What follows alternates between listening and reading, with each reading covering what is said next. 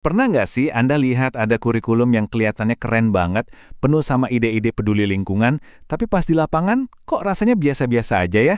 Nah, hari ini kita bakal coba bedah gimana caranya menjembatani jurang antara rencana di atas kertas dengan aksi nyata di sekolah. Ini pertanyaan yang penting banget kan?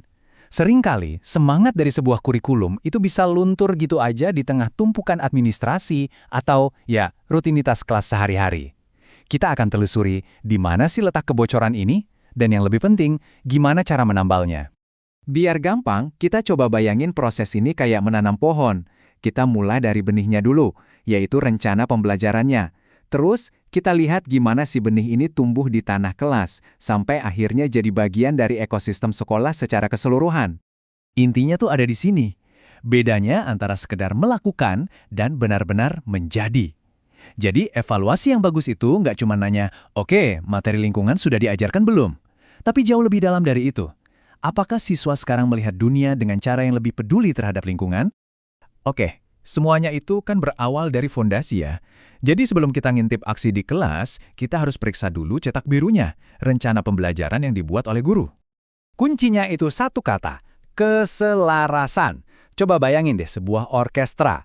Tujuan, materi, metode, dan cara penilaiannya harus mainin nada yang sama. Kalau enggak, tema lingkungan ini cuma jadi suara sumbang, bukan harmoni yang indah dalam proses belajar. Nah, ini ibaratnya langkah diagnosis awal. Sebelum kita lihat implementasinya di lapangan, seorang evaluator harus mastiin dulu kalau DNA dari rencana pembelajarannya itu sendiri udah benar. Apakah pintunya udah dibuka lebar-lebar buat siswa berefleksi dan beraksi? Resep yang hebat itu belum tentu jaminan masakannya bakal lezat kan?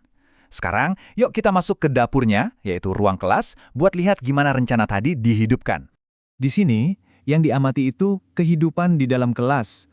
Bukan cuma apa yang guru katakan, tapi gimana sih interaksinya sama siswa? Apakah lingkungan sekitar sekolah dijadiin laboratorium belajar? Dan yang paling penting, apakah siswa didorong buat menghubungkan teori dengan dunia nyata di luar jendela kelas mereka? Oke, kelasnya aktif, menarik, tapi gimana kita tahu kalau dampaknya itu nyata? Apa cukup cuma dengan ujian pilihan ganda? Atau jangan-jangan kita perlu cara mengukur yang lebih dalam? Nah, ini dia pergeseran yang fundamental banget. Kita beralih dari yang tadinya mengukur apa yang siswa tahu, menjadi mengukur siapa diri siswa ini setelah belajar. Fokusnya bukan lagi di ingatan, tapi di perubahan perilaku dan nilai-nilai yang dianut. Alat-alat inilah yang bikin penilaian jadi terasa nyata. Contohnya, sebuah jurnal reflektif itu bisa banget loh menunjukkan perubahan cara pandang seorang siswa terhadap sampah. Sesuatu yang nggak akan pernah bisa ditangkap sama soal ujian biasa. Sebuah pohon yang sehat itu kan nggak akan bisa tumbuh di tanah yang tandus. Nah, sama aja kayak gitu. Satu kelas yang hebat sekalipun butuh dukungan dari ekosistem sekolah secara keseluruhan biar dampaknya bisa maksimal. Artinya, kurikulum lingkungan itu harus kelihatan di mana-mana. Coba deh pikirin. Apakah kantin sekolah Anda meminimalkan sampah plastik? Apakah ada program daur ulang yang benar-benar dijalankan, bukan cuma pajangan? Nilai-nilai itu harus dihidupi, bukan cuma diajarkan.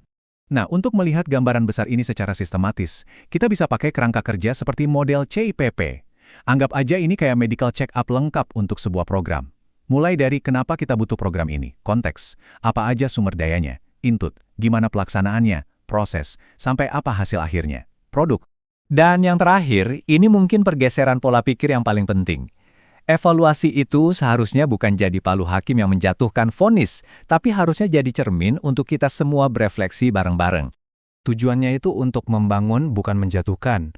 Umpan balik yang efektif itu seharusnya bikin seorang guru merasa didukung dan terinspirasi untuk mencoba hal baru, bukan malah merasa diawasi atau dihakimi. Ketika evaluasi menjadi sebuah dialog yang melibatkan semua pihak, guru, siswa, bahkan orang tua, maka kurikulum ini bukan lagi jadi milik sekolah, tapi jadi milik kita bersama. Semua orang akan ikut menyiram dan merawatnya supaya bisa tumbuh subur. Pada akhirnya pertanyaannya jadi sederhana. Kalau semua data evaluasi yang udah kita kumpulkan ternyata nggak menginspirasi satupun perubahan yang nyata, lalu apa gunanya semua itu?